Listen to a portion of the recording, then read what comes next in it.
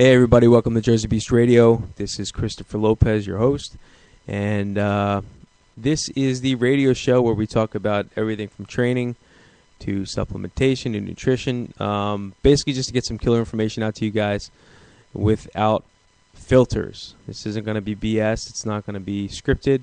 It's whatever the topic is, we cover it and answer your questions along the way. So if you have any questions, you can shoot them over to me on Twitter at @TheJerseyBeast.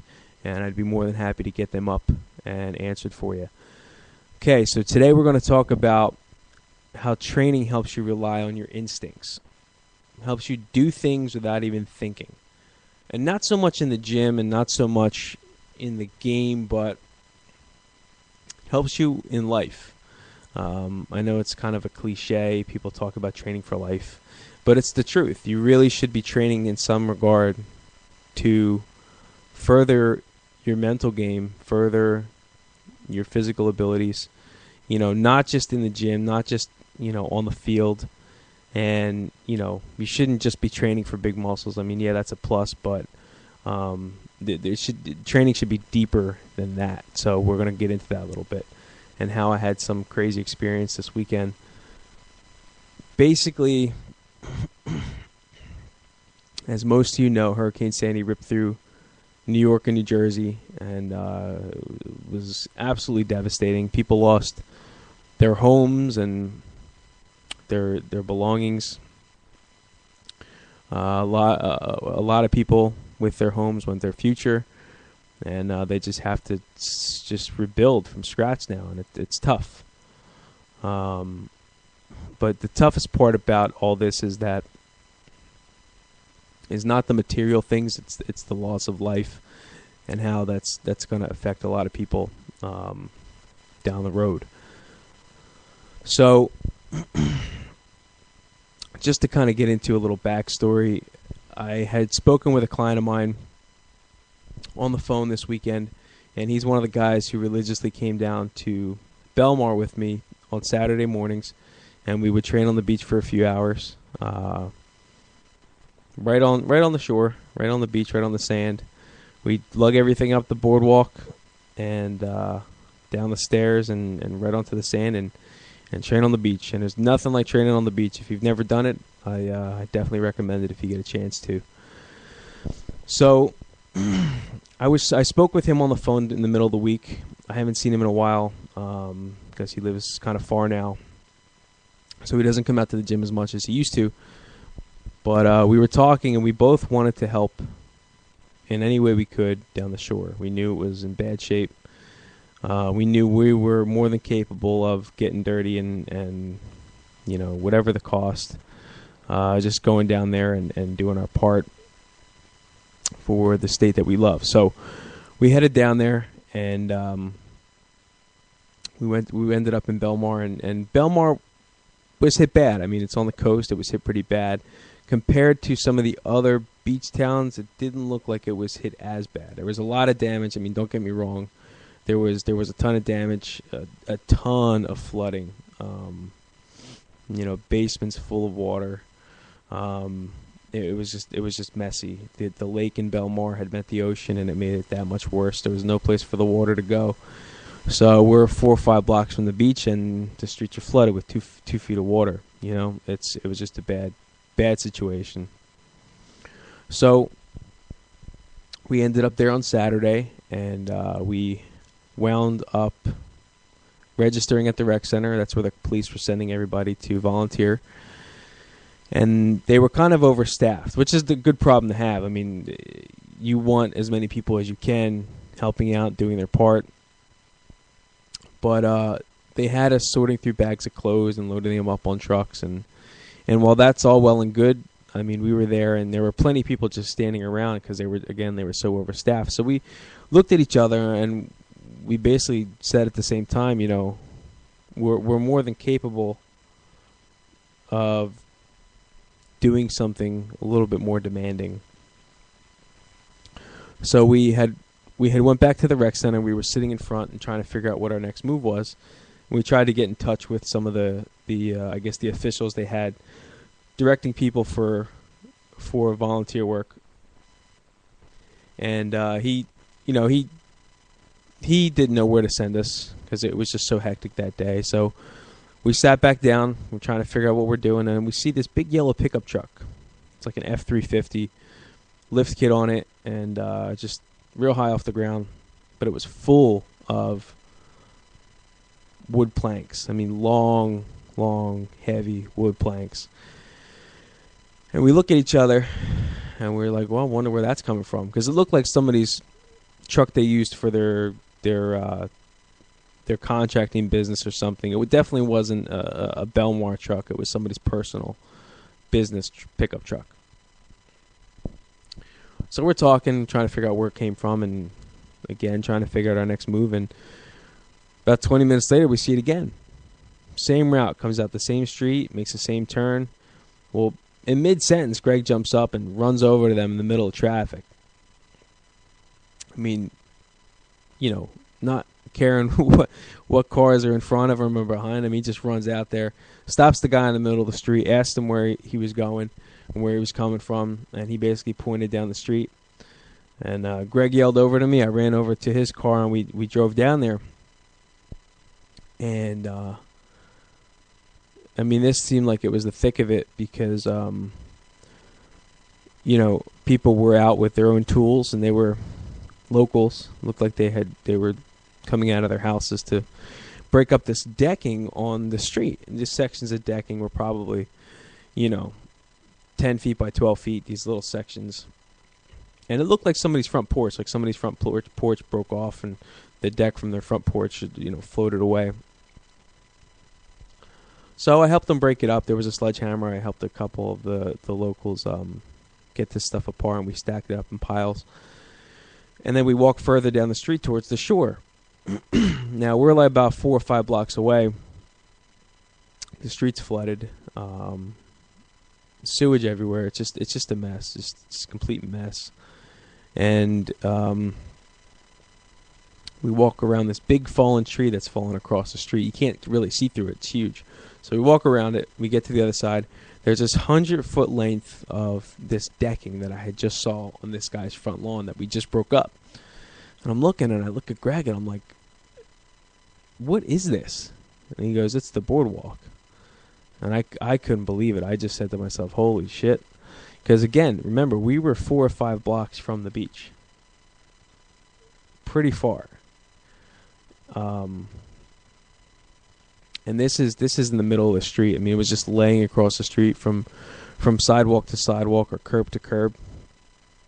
Completely intact. I mean, it was ripped apart at both ends, but the middle was completely intact. And it was just crazy to see. So we were limited on tools. I stood there in awe, and Greg just kind of wandered off somewhere. And I walk over to this lady, and by this time there's probably about 20 people outside, kind of just looking and taking pictures and trying to figure out what they're going to do to help. And I see this lady, and she looked like a local because she looked kind of upset, and she's just kind of looking down the street, shaking her head. And I walk over to her, and I introduce myself, and say I was there to help, and I asked where she was coming from, and she said she was down from the next block up, which was a block closer to the beach. And she goes, I don't know if you can see, but in my driveway, I have part of this gazebo that had broken off, and part of the gazebo was in her driveway.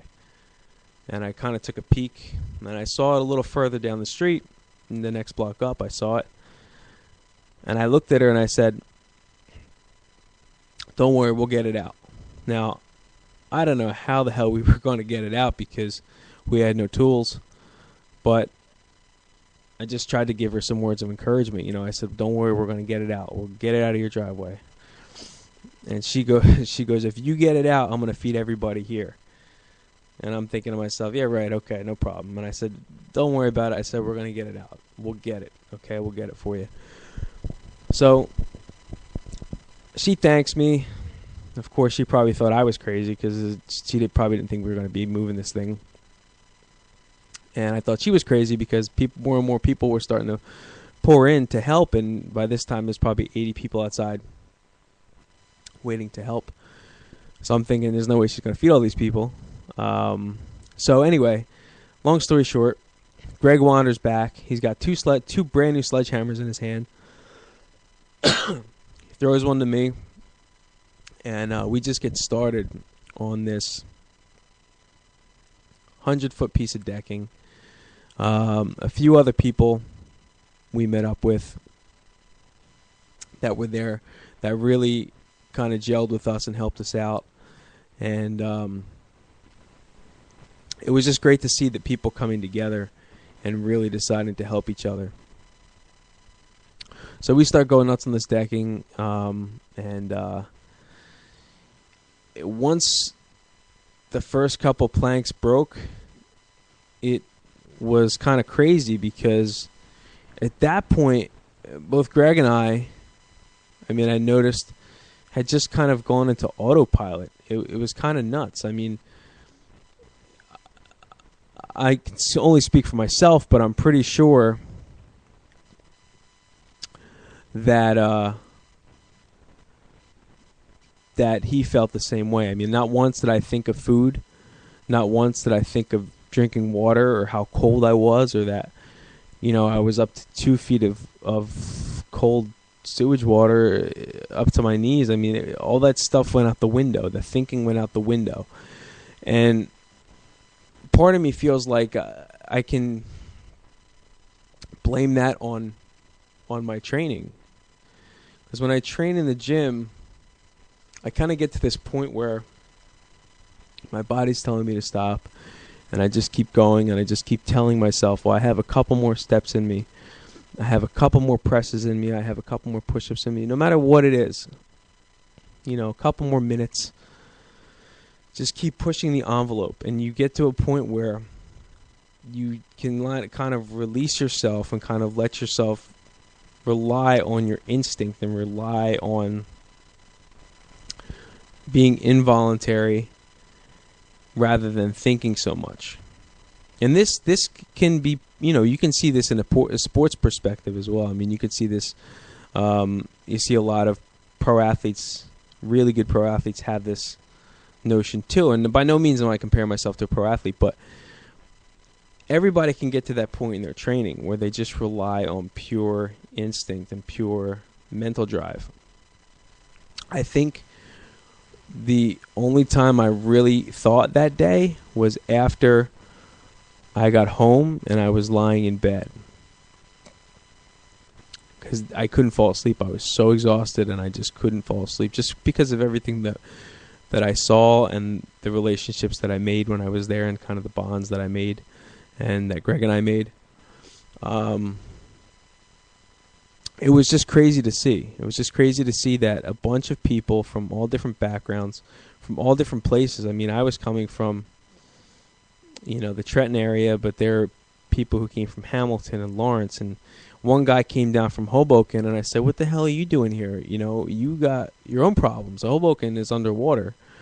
And he just said, I love to come to Belmar, and, I figured I had to do my part, and that's commendable, But we saw people from Lawrence and New Brunswick, and just all over the place. Just people were lawyers, and they were the one girl was a doctor, and it's just crazy that people kind of let go of whatever they had going on that day to come together and help.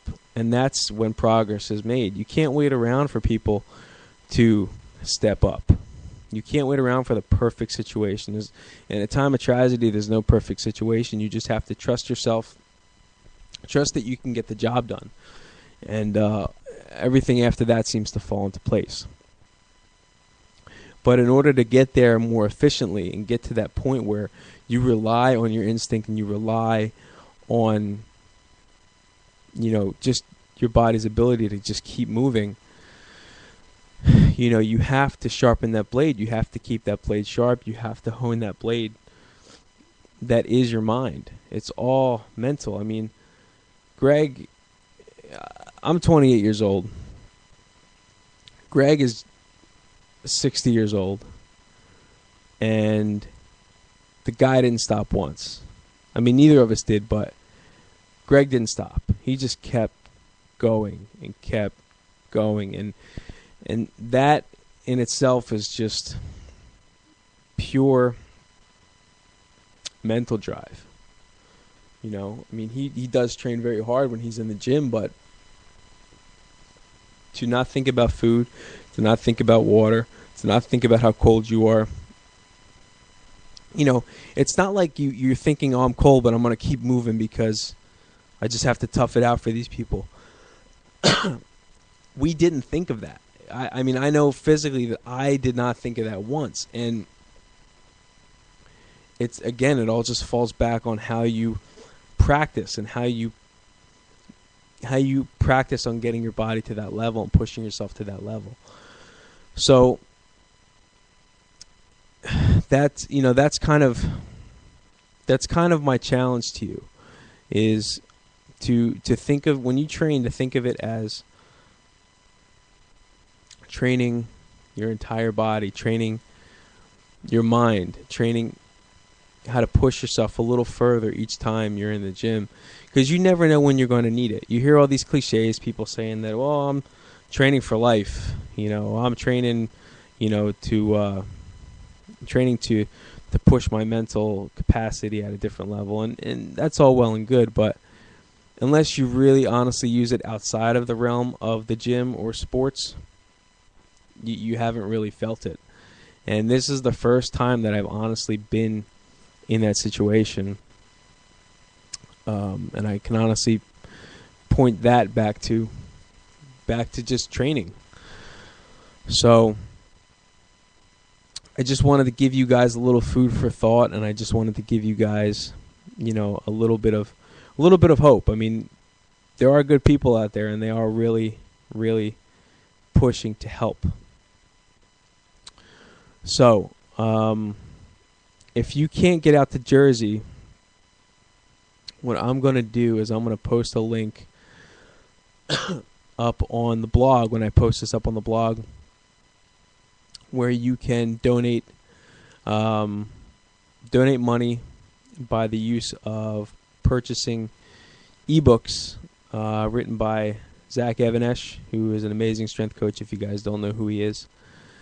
And also Jason Ferrugia, who's also an unbelievable strength coach.